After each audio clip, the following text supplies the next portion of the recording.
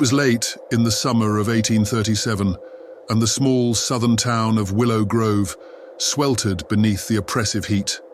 Thick, humid air hung like a curtain over the land, the sun burning the ground until the very earth seemed to gasp for breath. But the locals had other things on their minds. A fever had swept through the town, claiming lives at a steady pace.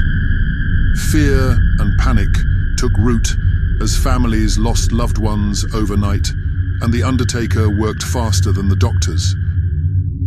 James Calloway had never been a sickly man.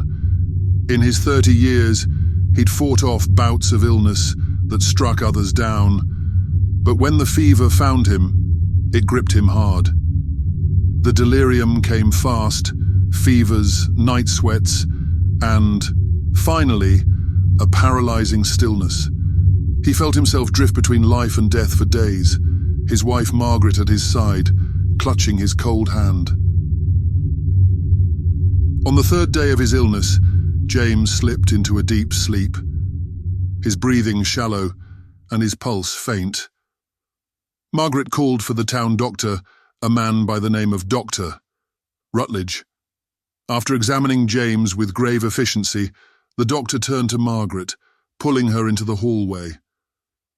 His low voice carried only 2 words to her. "He's gone."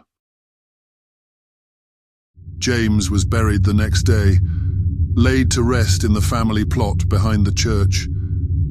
The funeral was quick, too quick, some said, but with the fever still raging and bodies piling up, the town had no time for drawn-out ceremonies. James could feel everything. He had heard the doctor declare him dead. He'd felt the heavy weight of the quilt as Margaret had laid it over him, but he couldn't move. His body refused to respond. He wanted to scream, to beg for help, but his voice was trapped in his chest, his limbs like stone. Even as they lowered him into the earth, he was conscious, fully aware. The sound of the shovel, of dirt falling onto his wooden coffin, echoed in his mind like a cruel mockery. "I'm not dead," he screamed in his head, but there was nothing, no sound, no motion, only darkness and silence. At first, James panicked, his mind racing.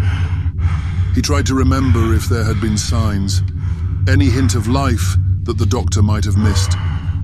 His heart, had it really stopped? He couldn't recall. His breathing, shallow as it was, had slowed so much that even Margaret must have thought he was gone. Hours passed, maybe days. Time ceased to have meaning. His body, locked in this terrifying stillness, refused to listen to his frantic thoughts. The air inside the coffin was thick, suffocating, and James knew it wouldn't last long. His mind wrestled with madness. Every second spent in the black void brought with it fresh waves of terror.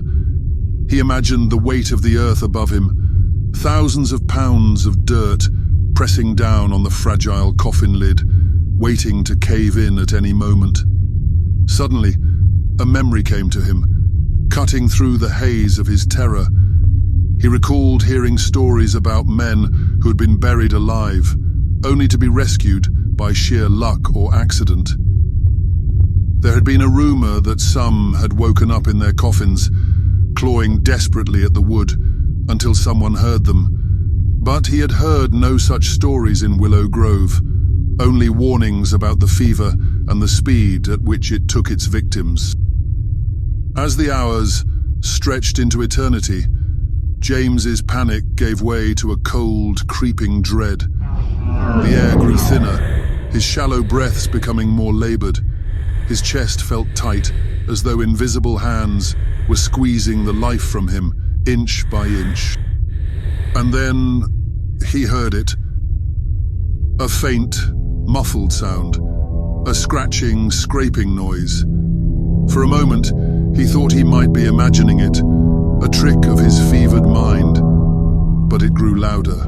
Something, or someone, was digging. The sound was unmistakable, the soft thunk-thunk of dirt being moved.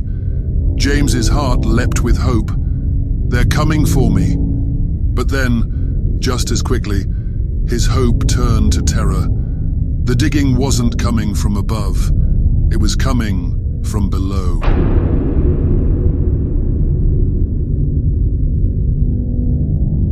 Panic surged through his paralyzed body. The scratching was getting louder, closer. Something was digging its way up toward him. His mind raced, imagining what horrors might be crawling through the dirt. Was it a rat, a snake, or something worse, something not of this world? The sound of splintering wood filled the coffin, and then there it was. A hand, cold and pale, reaching through the broken coffin lid, its fingers brushing against his leg. James screamed internally, every fibre of his being recoiling in horror, but he still couldn't move, couldn't fight, couldn't escape.